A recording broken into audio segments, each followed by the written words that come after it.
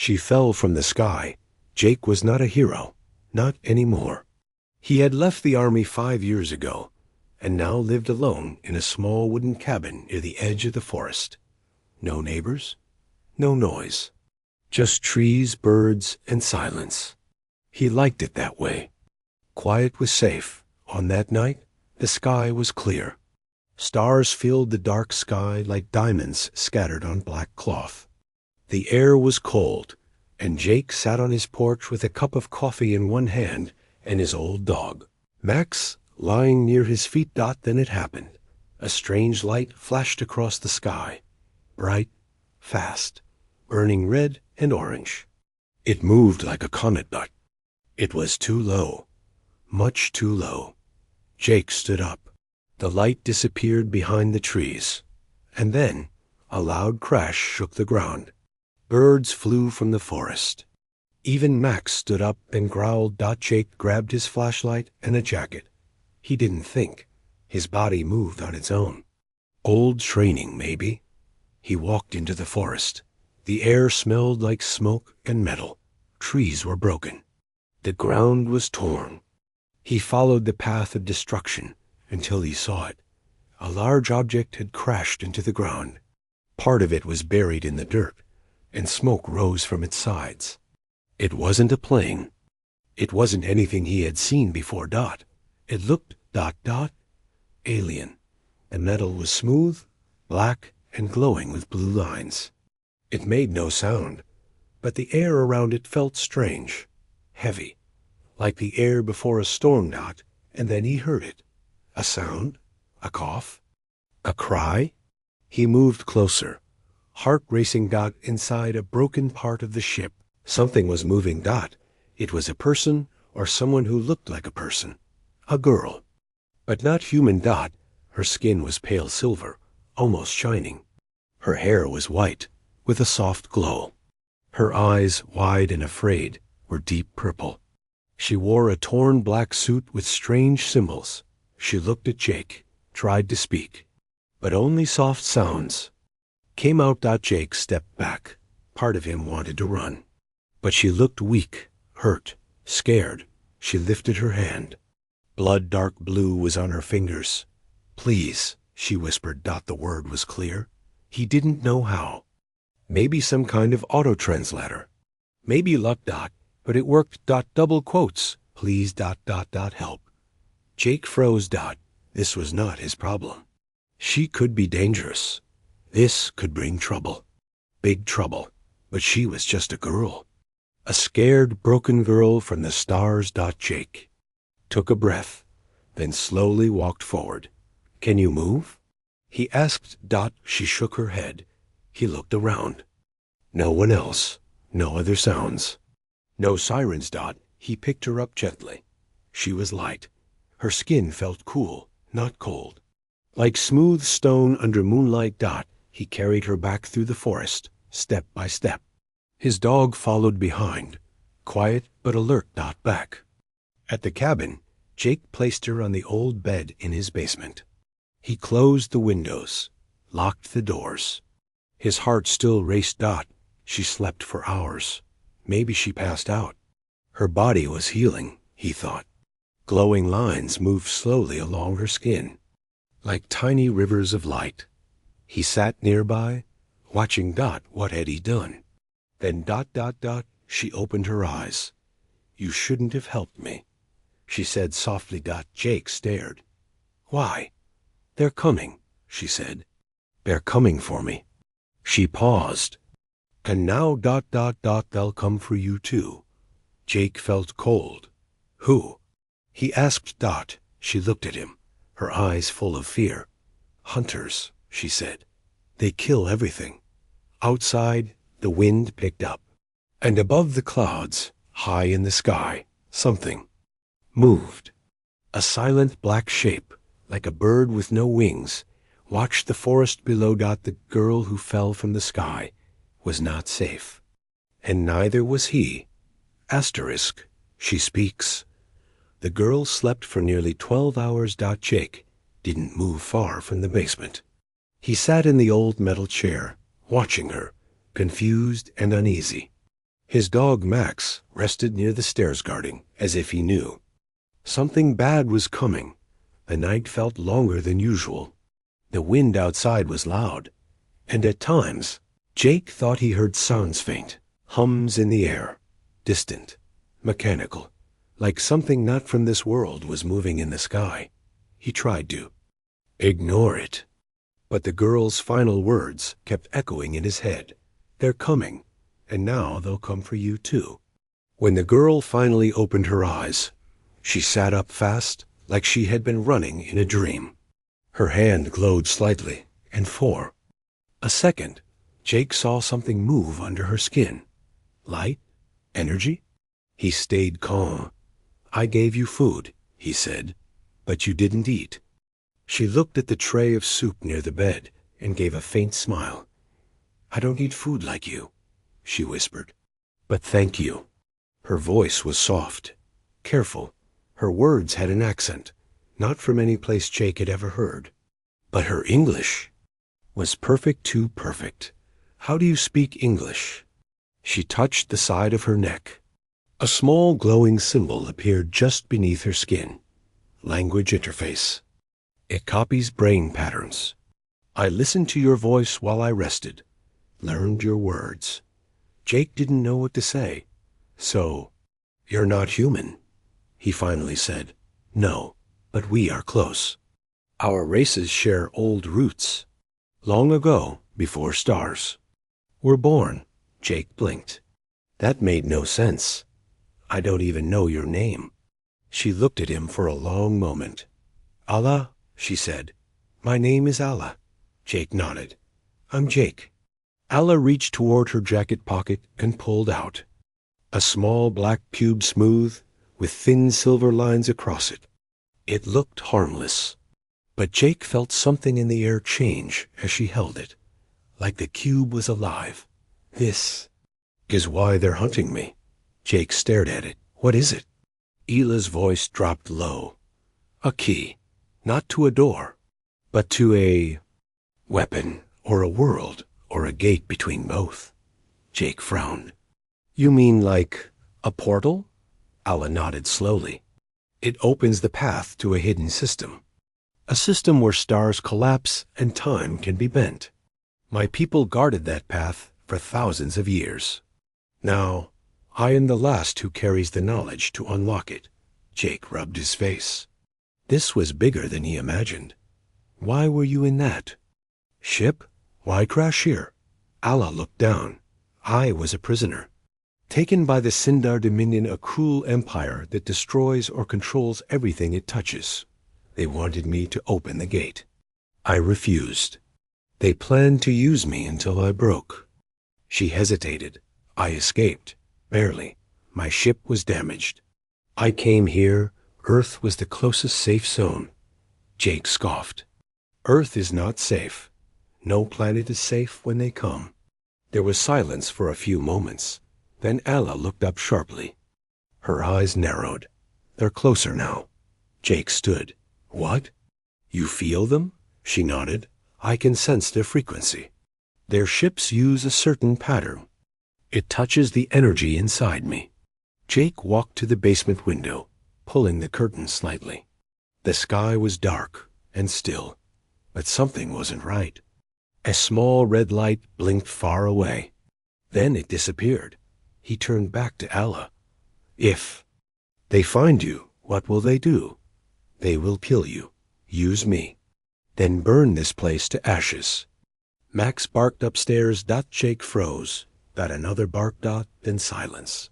He ran up the stairs. Allah, close behind. Max stood at the door, growling, his ears up, his tail low. Jake opened the door slowly, shotgun in hand. Nothing. He stepped out, scanning the tree. Line. Nothing moved, but Max ran forward and returned with something in his mouth. Small silver object like a coin with blinking blue light. Jake took it carefully. What is it? He asked. Hila's face turned pale. A tracker. They dropped it from the sky. It's scanning the area. Every life form. Every sound. Every signal. Jake looked up. The clouds moved unnaturally, like something invisible was circling above. Them, Allah whispered. They found me.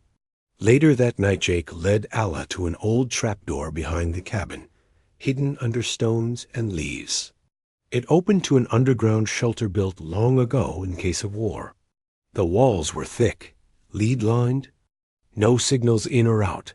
This place is safe, he said. For now. They sat in silence. Ayla pulled something from her belt, a cracked piece of glass with swirling symbols. Jake watched her work. She twisted the cube, tapped the screen. A small map appeared. Stars, routes, lines connecting worlds. Your planet? She said, pointing to a small blue dot, was once part of something bigger. A network of ancient gates. Most are lost. Some are broken. One remains here. Jake leaned in the mountains north of here. Hidden. Sealed. But the key I hold can wake it. That's why they came. Jake stood slowly. Then we can't stay here. No, we move tomorrow. Before sunrise. Jake looked at her. You. Trust me now? Ayla's eyes softened. You helped me when you didn't have to. That means more than you know. Then she added, but they won't stop. Even if I die, they'll try to open the gate. If that happens, your planet becomes a battlefield. Jake walked to the stairs. He looked up at the wooden ceiling. He wasn't a soldier anymore, but maybe. He had one last mission in him. High above Earth, hidden by clouds, a Sindar ship silently descends.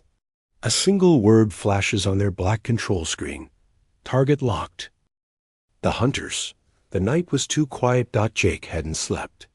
Neither had Allah.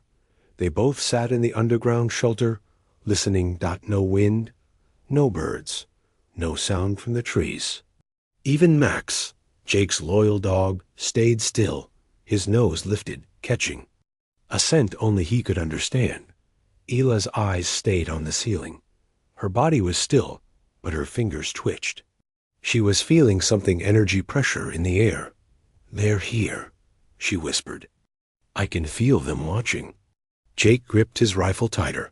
He didn't know what he expected. Soldiers in black? Aliens with weapons? Drones flying overhead? He got all three. Above the cabin, floating just beyond human eyes. A dark ship hovered. Silent, unmarked, invisible to normal radar. Inside, cold blue lights filled the narrow hallway of the hunter craft. 3 Sindar hunters moved with slow, robotic steps. They weren't fully alive anymore. Machine and flesh mixed into one. Their armor was part of their skin. Their faces were hidden behind black masks, each with a red glowing eye in the center. Spoke in a strange humming language. Target is below ground. Life signals detected. Begin ground scan. Lock coordinates. Prepare silent drop. One of them raised a claw-like hand and tapped a circular device. A new map appeared in the air, showing Jake's cabin and a blinking red signal. Organic life. Human male. Hybrid female. 1 canine. Orders. Eliminate if resistance. Capture the girl alive. They began to descend. Back in the shelter, Jake's mind raced. He checked the old security system. Motion sensors hidden in trees around the cabin. Most were still working. But something was wrong. Too many of them had gone dark. 1, 2, 5, 10. Motion sensors are dying, he said. Allah nodded. They use field dampeners. Machines can't see them clearly, but life can. She stood slowly. I need to go outside. Jake blinked. You're not strong enough. Ayla's eyes glowed faint purple. I'm stronger than I look. She walked to the trapdoor. Jake followed. They climbed out. The cold air hit their faces. The stars above were hidden now. The sky was clouded, unnaturally thick. Jake raised his scope and scanned the trees. Nothing. Then Max barked, loud, angry. He sprinted toward the far edge of the woods. Max, no. A shadow moved. Something tall. Fast. Too fast. Jake saw it just for a second, like black metal sliding between trees. A hunter. Get back inside. Jake shouted, but Alla didn't run. She stood firm, her hands rising. The cube in her belt glowed. Jake turned to her. What are you doing? Alia whispered something in her language. Then a pulse of light exploded from her hands, blue and white. Like lightning without thunder. The trees shook. The shadow stopped. The hunter stepped out. Jake saw it clearly now. Over 7 feet tall. Black. Armor fused with bone. A red glowing eye at the center of its head. It raised a long weapon, a spear with energy pulsing at the tip. Then, without warning, it threw the spear. Jake dove. The spear missed, hitting the cabin wall. It exploded not with fire, but with a strange shockwave that bent the air. The wall caved in like paper. Max growled and lunged. He bit the hunter's leg, but the hunter grabbed Max midair and threw him like a toy. No! Jake screamed, firing 3 shots into the thing's chest. Sparks flew, but it didn't fall. Elay stepped forward. Her hand glowed. She formed a sharp spear of light and drove it into the hunter's chest. The creature roared. For the first time, it showed pain. It fell to its knees, then collapsed. Smoke hissed from its armor. Jake ran to Max. He was alive, but hurt. Alla knelt beside the dead hunter. This is only one, she said. More are coming. This was a scout. Jake looked around. The forest felt alive with motion now.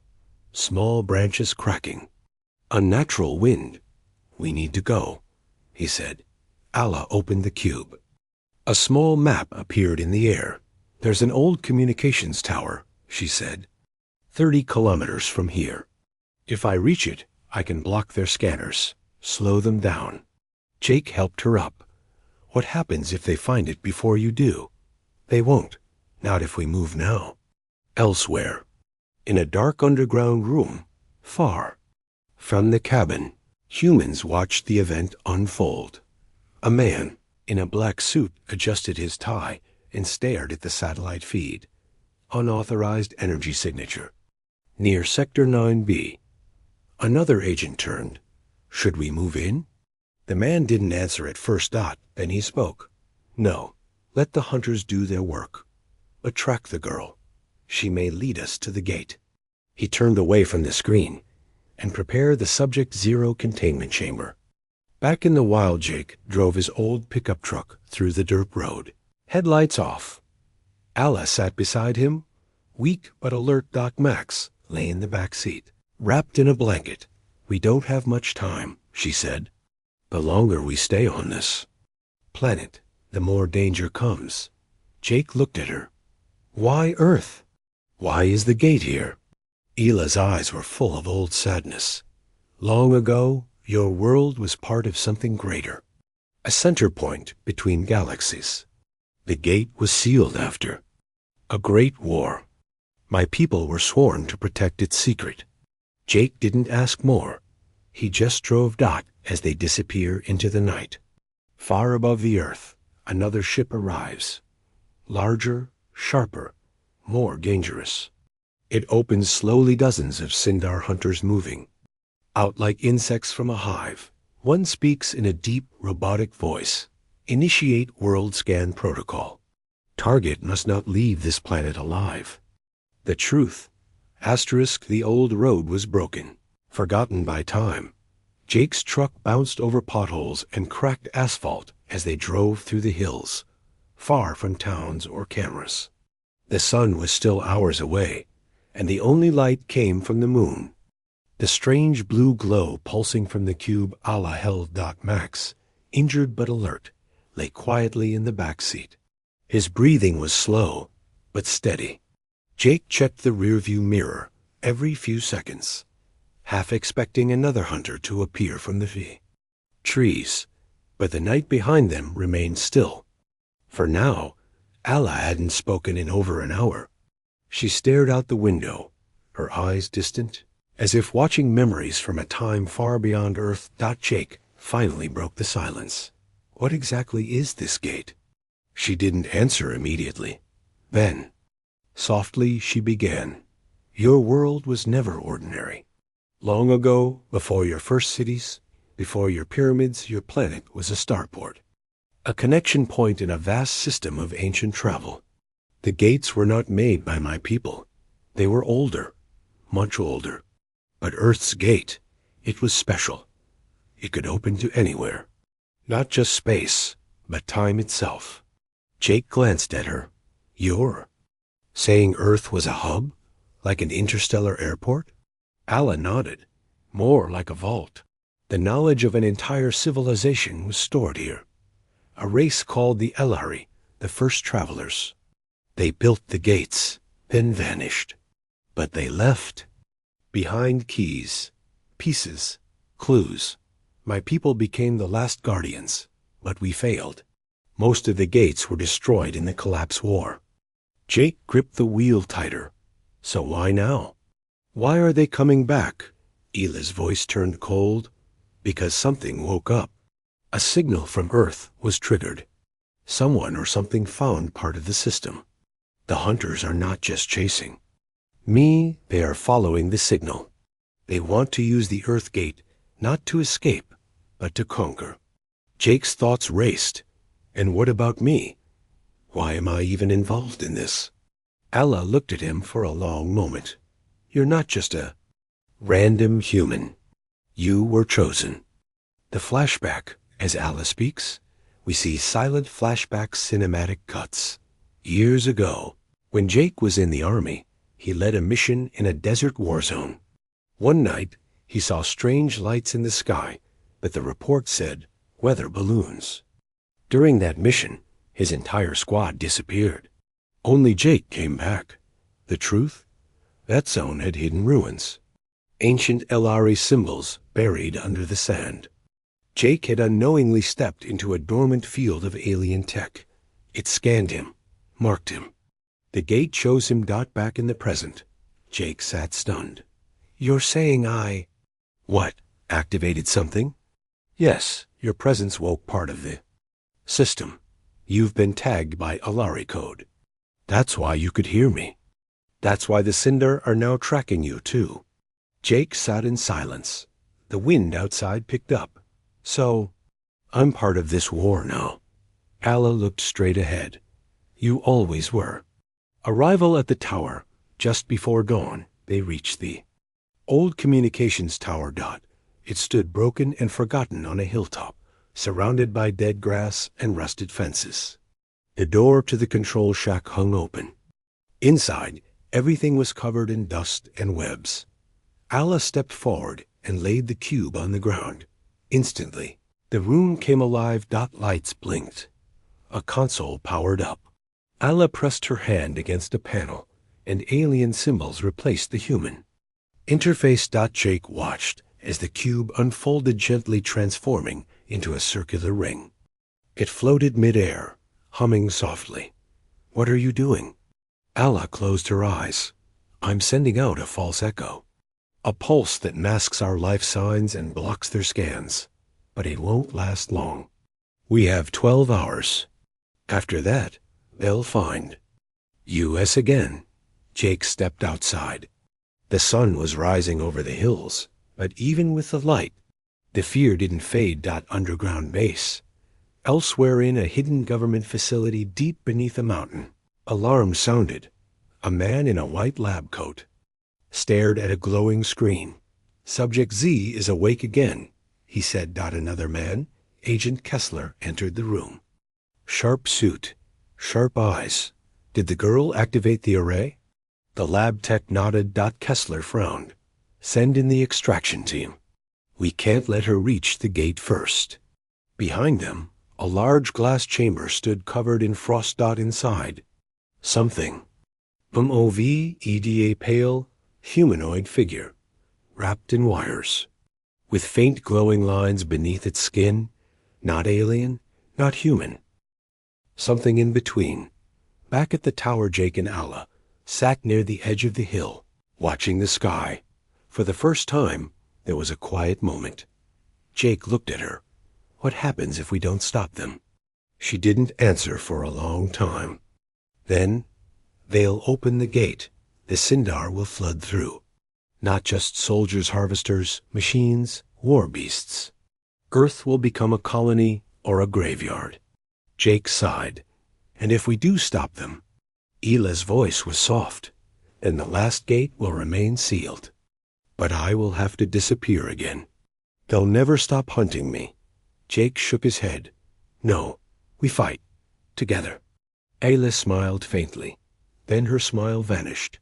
Her eyes turned upward. Jake followed her gaze. High in the sky. 3 black dots moved fast, silent, and in formation. They had found them. Already. As Jake and Ella run back toward the tower, a new hunter drops from the sky, larger than the last. Its face is exposed. It looks human, but its eyes glow red, and it speaks Jake's name. Jake Lawson. You are marked. You are chosen. You belong to the gate.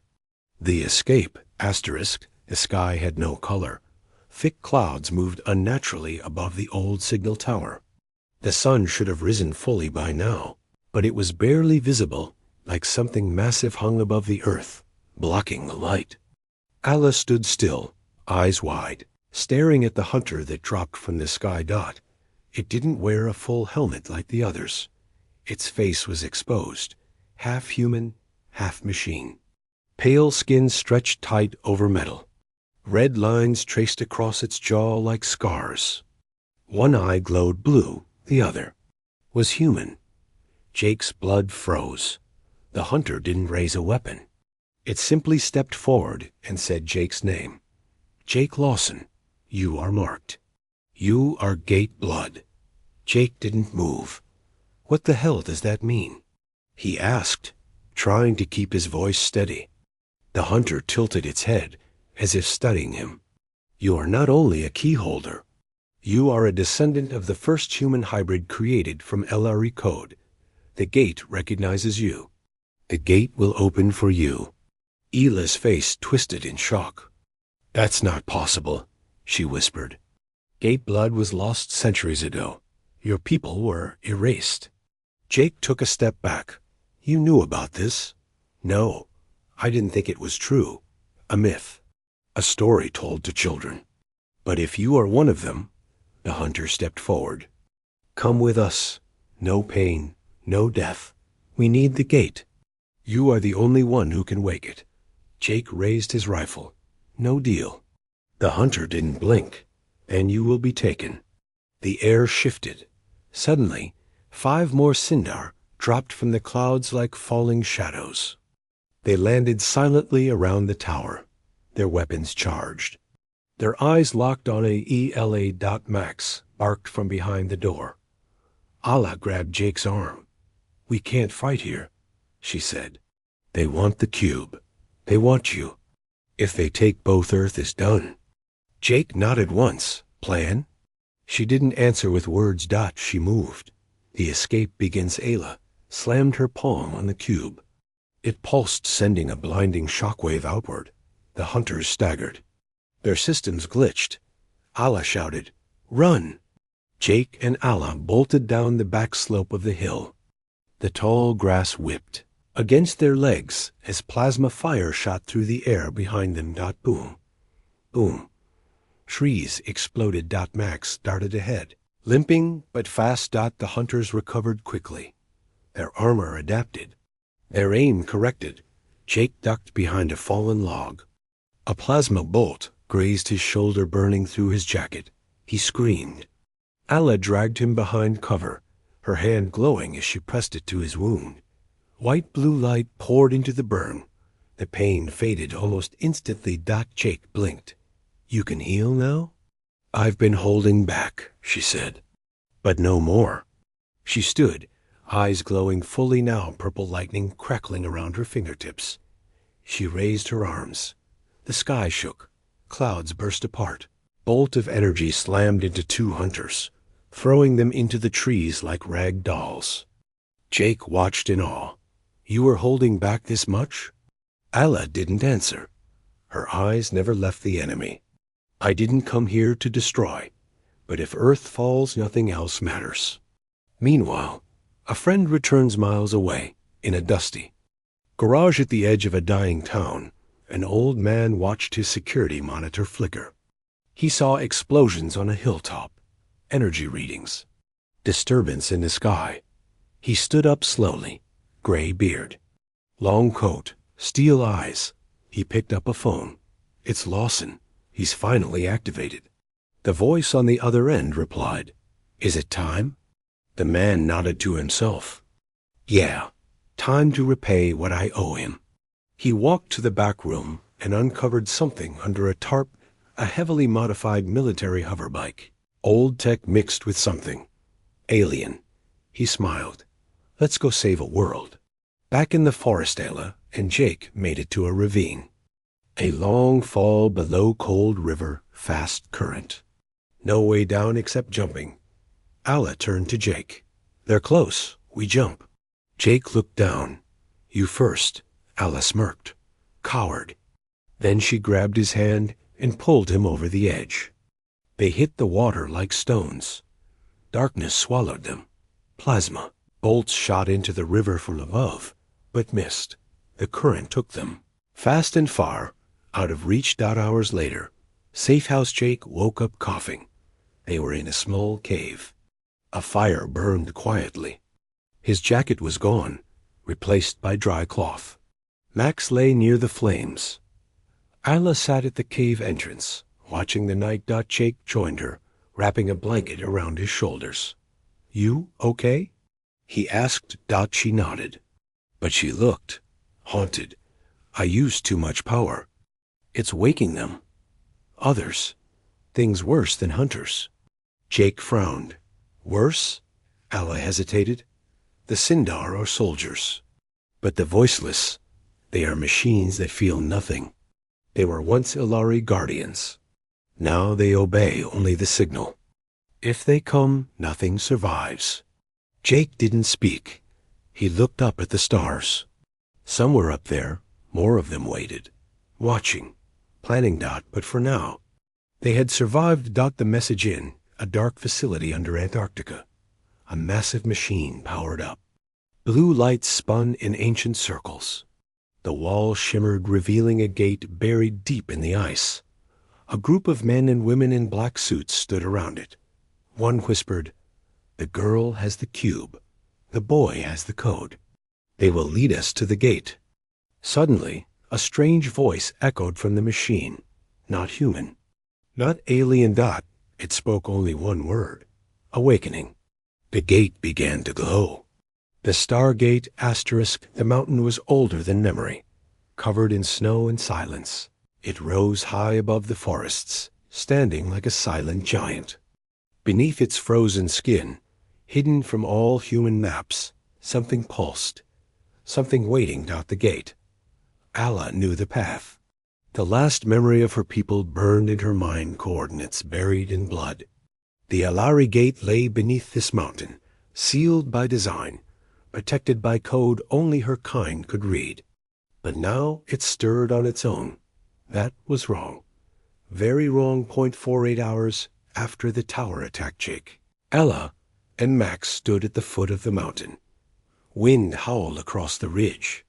Snow danced in violent spirals. A figure appeared from the fog, the old ally. Callan Voss, Jake's former commanding officer. Gray hair, metal arm, a hoverbike that sounded like thunder. He wore a long coat and carried tech that didn't exist on any official record. He tossed Jake a new weapon sleek, compact, with glowing runes across the barrel. "Prototype," Voss said. "Reverse engineered from something we stole in '09. Should slow them down, maybe hurt him." Jake nodded. "Thanks for coming." Voss looked at Alla, then back to Jake. "I wasn't coming for her," he said. "I came for you. You're not just a soldier anymore, Jake. You're the fuse." The descent. The team hiked through a narrow crevice. Snow turned to ice. Ice turned to stone. Symbols began to appear on the walls glowing faint blue, ancient Alari runes. As they walked deeper, the symbols lit up one by one, as if recognizing Jake. Not Allah, not Voss. Him. Jake touched one of the markings. It pulsed under his palm. A voice whispered not in words, but in thoughts. Cold, vast, like the mountain itself was waking. Allah turned, her face pale. They've activated the inner ring. Someone else is trying to force the gate open. Jake frowned. Who? The betrayal deep within the mountain. They found it. The Stargate. It was massive.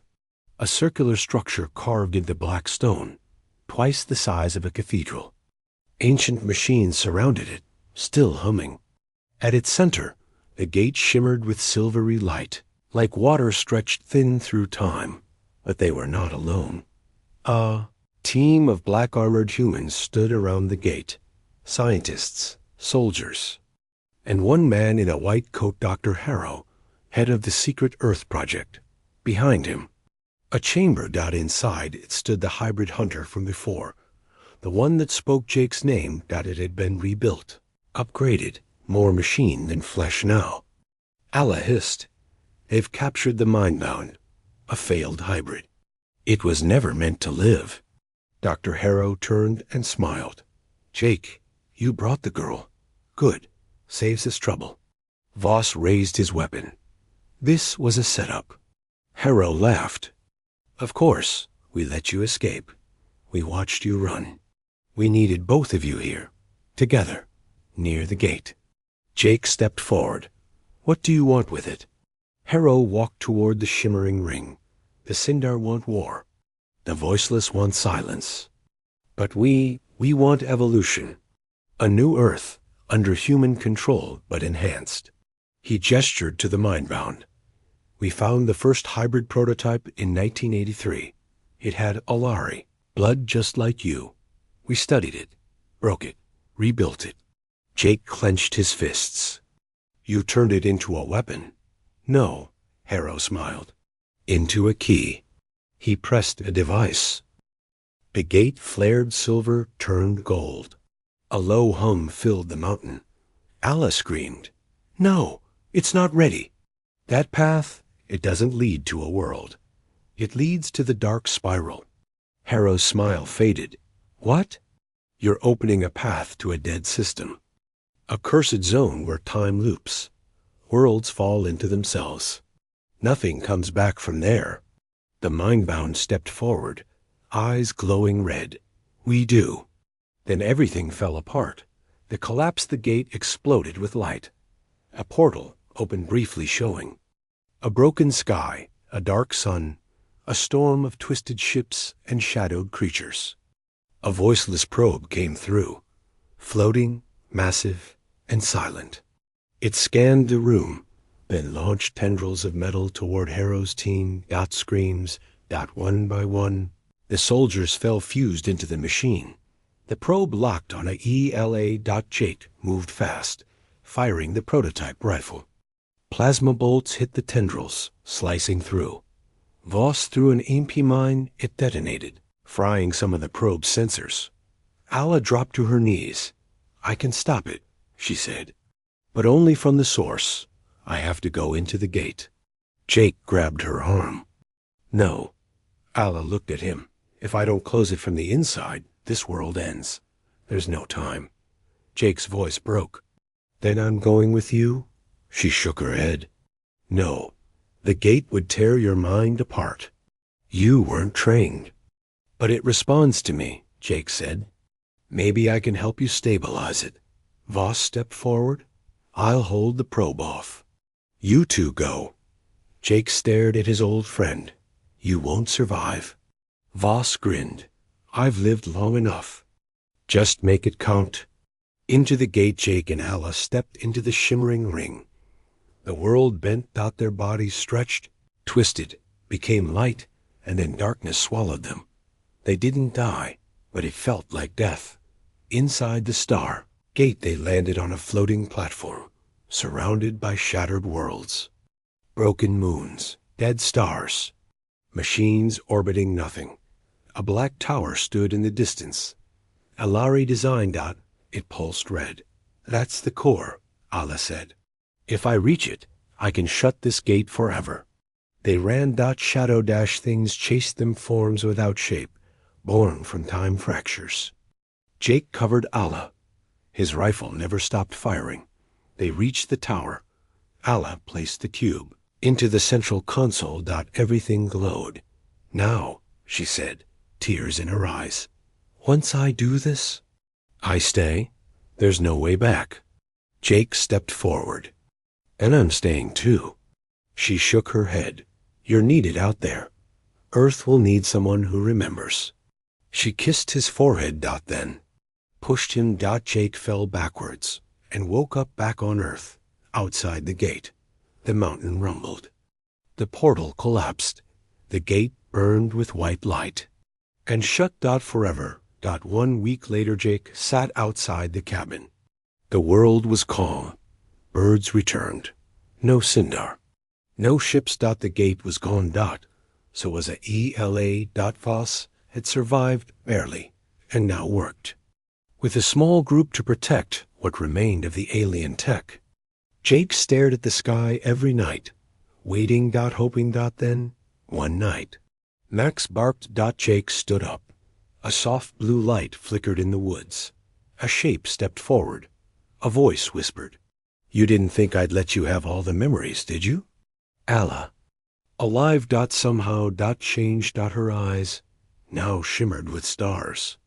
The last stand. The stars were quiet again. For the first time in weeks, Jake saw the sky without black ships hiding behind, clouds or portals humming in the distance. But the silence didn't feel safe. It felt like the breath before a scream. Allah was back, but changed. When she stepped from the trees that night, her skin shimmered like moonlight. Her eyes no longer glowed purple. They burned with starlight. Max barked once and wagged his tail. He recognized her. So did Jake. But when he reached out, Allah paused. I'm not exactly who I was, she said. That place, the spiral, it didn't kill me. It rebuilt me. Jake didn't understand. Not yet, but he would, because war wasn't over. It had just begun. Elsewhere, in the shadow of Saturn, the Sindar High Command watched the gate collapse from their dark ship. Hidden in orbit, the portal's destruction sent a pulse through the void one only ancient races could detect. The leader, a tall being covered in armor made from dead stars, stepped forward. Phase 1 failed, it said. Another voice answered. Cold. Synthetic. No. Phase 1 awakened the blood. The hybrid lives. And the starburn returns. Silence passed. Then the command was given, assemble the fleet. Earth is now target prime. Back on Earth, the preparation Jake, Allah, and Voss gathered inside an old Cold War bunker deep in the woods. Around them, a dozen others arrived: scientists, ex-soldiers, hackers, and underground resistance leaders. Humanity's first unofficial planetary defense unit. Allah stood at the center, explaining what she had learned in the spiral. The voiceless don't stop. They feed on stars, strip systems, and recycle life into code. The gate we closed was one of many. The Sindar want to open another. She pointed at a map. Antarctica. Another gate is buried here. Alari tech, dormant, but waking. Jake clenched his fists. We stopped them this time. We don't run. A rising army Voss hacked into satellite feeds. They saw them. Ships arriving above the dark side. Of the moon, machines digging beneath the Antarctic ice, strange signals, bouncing between human facilities, traders, helping them, and worst of all, the mind-bound survived. Fused now with the voiceless probe. It was no longer man or machine. It was a weapon. Allah closed her eyes. Her voice was calm, but her words weren't. They're building a gate that doesn't open to space. It opens inward, into human minds. They want to take your species from the inside. Jake looked at her. Then we hit them first. The final mission, the team split into 3 units. Unit A, Jake, Allah, Max, infiltrate the Antarctic dig site. Destroy the gate core before activation. Unit B, Voss and Strike Team, take down the surface cannons to allow satellite strikes. Unit C, Hackers and Techs, send false global signals to buy time and prevent panic. They had 1 hour. After that, the gate would activate, and Earth would fall. The battle at the end of the world. The snow screamed. Jake and Allah parachuted from a stealth jet into the blizzard, landing near the Sindar site. A dozen Sindar hunters patrolled the area. Machines walked like giants through the storm. Jake used his hybrid-coated rifle, his DNA now fully sensed with Alari tech. Every shot bent gravity. Every blast split the air. Max stayed close, moving like a ghost, using Ela's shields to slip past sensors. Inside the ice cave, they found the new gate. It was bigger. It wasn't circular. It was spiral-shaped, rotating slowly, feeding on light. A dark voice echoed through the cave. Welcome, child of blood. Welcome, fallen star. The mind-bound stepped forward, no longer needing armor. Its body pulsed with artificial life. Its voice came from everywhere. You sealed 1 gate, but you carry the code. That means we can always make another. You are the infection. Jake raised his weapon. Then I'll be the cure. The battle began. Final showdown. Jake versus mind-bound Ayla fought the Sindar machines, controlling gravity with her bare hands.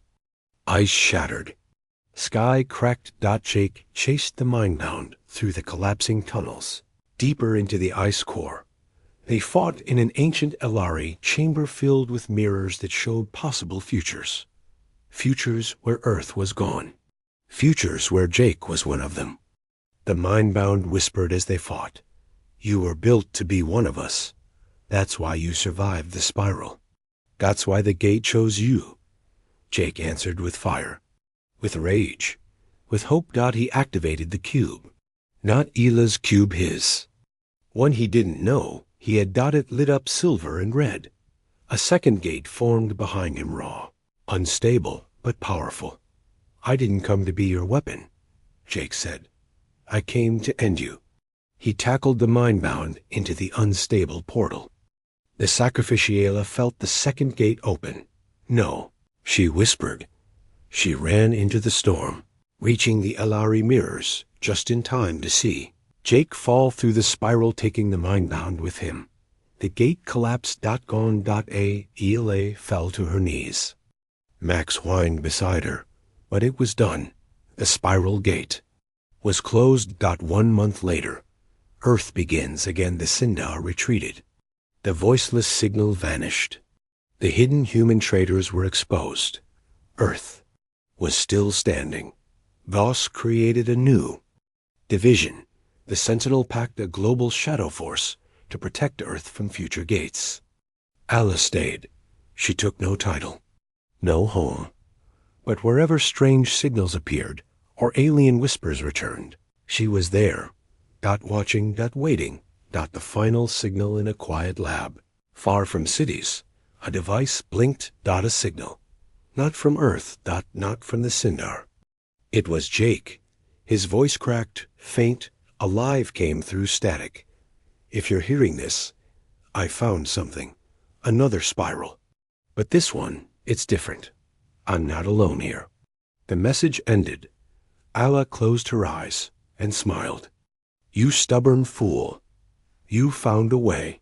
Then she stood, picked up her blade of light, and whispered, "I'm coming."